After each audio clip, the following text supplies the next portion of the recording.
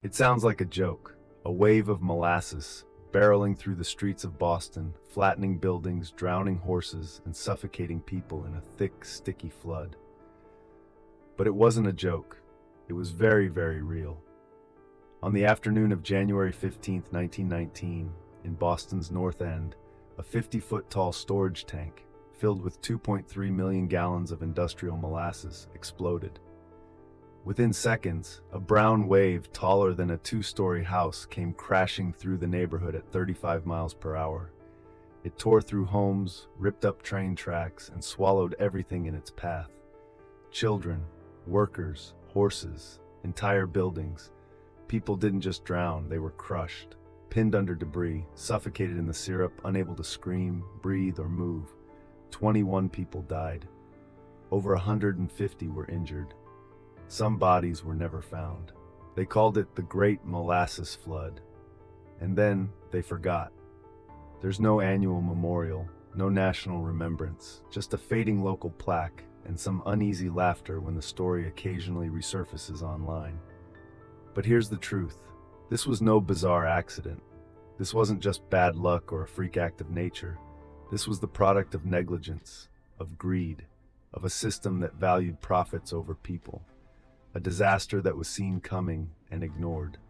A neighborhood sacrificed because it was poor, immigrant, and voiceless. And yet we tell it like folklore, as if syrup was too silly to be deadly, as if absurdity cancels out pain. But if you strip away the sweetness, what's left is a tragedy. This is the story of a tank that shouldn't have existed, a warning that was never heeded, and a city that drowned in molasses, while the rest of the country laughed, turned the page, and moved on. To understand how the molasses flood could happen, we first need to understand the world of 1919. It was a time of both chaos and progress, war, industrialization, and a society in transition. The First World War had just ended. The United States was shifting from a country focused on agriculture to one dominated by industry and mass production. But the war had left behind its own demands, one of which was a massive need for molasses. Molasses wasn't just sweet syrup back then. It was a crucial part of the war effort. It was used in the production of ethanol, a key ingredient in munitions and fuel. The United States Industrial Alcohol Company, USIA, a massive conglomerate, had its hand in both alcohol production and the creation of industrial alcohol for the war machine. Molasses, in this case, was more than just a byproduct. It was a commodity. And so, to meet the demands of war, the company constructed a massive storage tank in Boston's North End, a bustling neighborhood primarily made up of poor immigrants from Italy, Ireland, and other parts of Europe. This tank was enormous. Standing at 50 feet tall and 90 feet in diameter, it was designed to hold over 2 million gallons of molasses. But there was a problem. The construction was rushed. The engineers, driven by the urgent demand for molasses during wartime, overlooked critical safety measures. The steel walls of the tank were thin and poorly constructed. There was no testing of the tank's ability to withstand the immense weight and pressure of the molasses inside. And the signs of trouble were there. The tank would often groan and rumble, and workers had complained about leaking molasses running down the sides. But it was painted over, coated with a thick brown layer to hide the leaks and give it the appearance of stability. What did the city think? Boston, a city recovering from the war, had little time to question a thriving industrial company. After all, the tank was working. It was producing molasses, which would be turned into alcohol for the munitions that helped the U.S. win the war. There were jobs, there was production, and there was progress. But in their race for profit and victory, the people of Boston, especially those in the North End, became the collateral damage in a world obsessed with growth and speed. The city's focus on industrial expansion, without regard for the communities it served, was about to have deadly consequences.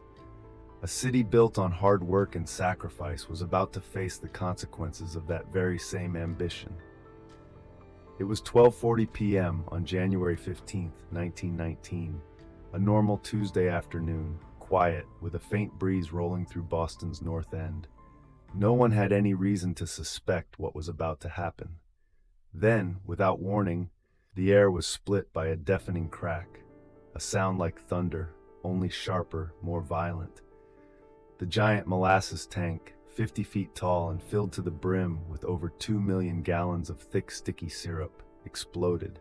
The force was unimaginable.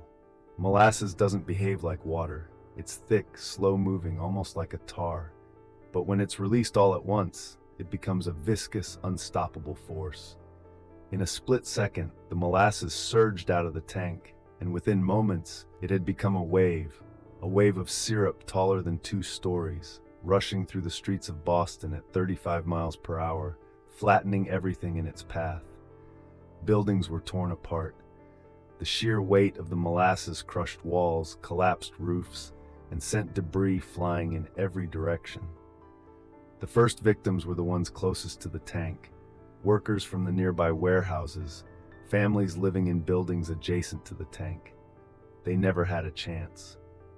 The waves surged through the streets, swallowing everything. Horses were trapped in the syrup, unable to move. People, too, were pulled into the sticky flood, unable to escape, trapped beneath debris. A young woman, thrown off her feet, was found later, covered in syrup, her body still stuck to the street. In some cases, people died from the sheer weight of the molasses, suffocating under its thick blanket, while others were crushed as buildings caved in on top of them. The molasses, moving so fast, left no time for escape. The people who survived had to fight just to breathe, pulling themselves out from beneath the viscous liquid, their clothing heavy and soaked, their limbs barely able to move. Within minutes, the chaos had turned to horror. An entire neighborhood was destroyed. Rescue workers arrived, but they too were hampered by the substance they were trying to save people from. The molasses was so thick that rescuers struggled just to move around, their shoes and clothes sticking to the ground, making even basic movement nearly impossible.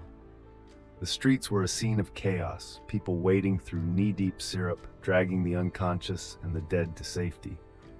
It wasn't just a flood, it was a massacre. As the floodwaters finally receded, the wreckage was left behind. More than 21 people had died, some crushed, others suffocated. Hundreds were injured. The molasses wave was gone, but its damage remained. The death toll could have been even higher, had it not been for a quick response from those who managed to escape. But even after the flood ended, the streets of North End were still sticky. For days, the smell of molasses lingered in the air, clinging to everything it touched, leaving behind a pungent, sweet reminder of the disaster. The explosion was just the beginning. What followed was a web of lies, a desperate attempt by those in power to cover up the truth and escape accountability. Within hours of the disaster, the United States Industrial Alcohol Company, USIA, the owners of the tank, had a story ready. It wasn't their fault. The molasses tank had been sabotaged by anarchists, they claimed. According to the company, it was an act of terrorism, an attack on American soil meant to cause destruction and chaos. The company even suggested that it was a planned explosion orchestrated by radical groups, though they had no evidence to support the claim. This narrative, absurd as it seemed, was quickly picked up by the media. In a country still gripped by the fear of radical anarchist movements, fueled by bombings in major cities, the theory made a certain sense. The Boston Globe and other newspapers ran with the story, repeating the company's line and furthering the idea that this was an isolated, deliberate act of sabotage. But as the days went by, people started to ask questions. If it had been sabotage, why was the tank leaking long before the explosion? Why had local residents complained about the groaning of the tank, about the molasses leaking out and staining the streets? Why had the company done nothing to address the issues, even after receiving numerous warnings? The truth started to emerge, albeit slowly. The molasses tank, it turned out, had been poorly built. The steel walls were thin, and the tank had never been properly tested to withstand the pressure of such a large volume of molasses. Leaks had been visible long before the explosion, but the company had painted over them, hoping no one would notice. The tank had been erected hastily, during a time of industrial urgency, with no real regard for safety. But in the rush to meet wartime demand for alcohol, corners were cut, testing was skipped, warnings were ignored, and when disaster struck, instead of admitting their mistakes, the company tried to deflect blame onto others. In the months following the disaster, dozens of lawsuits were filed and a lengthy legal battle began. The victims and their families sought justice, but they faced an uphill battle. The company was powerful, and the local authorities were slow to act. It would take 5 years for the case to be fully resolved, 5 years for the truth to come out, and even then, the justice that was served was limited. The company was fined, but no one went to prison. No one was held criminally responsible for the deaths and destruction caused by the explosion. The victims, most of them working-class immigrants, were left without much in the way of justice.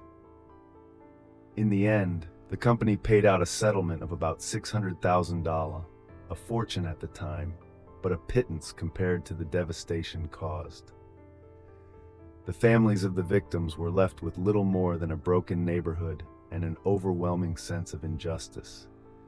The molasses flood had receded, but its damage lingered, not just on the streets, but in the minds of those who survived.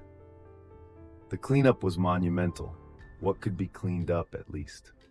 For weeks, workers, volunteers, and firemen labored to remove the sticky residue from the streets of North End. Every inch of the neighborhood had been soaked in molasses. They scrubbed the streets, scraped it off buildings, and even tried to wash it from the cobblestones, but it was stubborn, an impossible mess. The molasses had soaked into the wood, into the cracks, and spread through the gutters, coating everything in a thick, sweet film. It was everywhere. The smell lingered for months. A sickly, sweet odor that seemed to follow you wherever you went. It stuck to your clothes, clung to your skin. Residents reported that even a year after the flood, they could still smell it in the air when the weather grew warm again. The streets of North End, now stained with syrup, seemed to hold the memory of the destruction in every corner. And what of the people who were killed?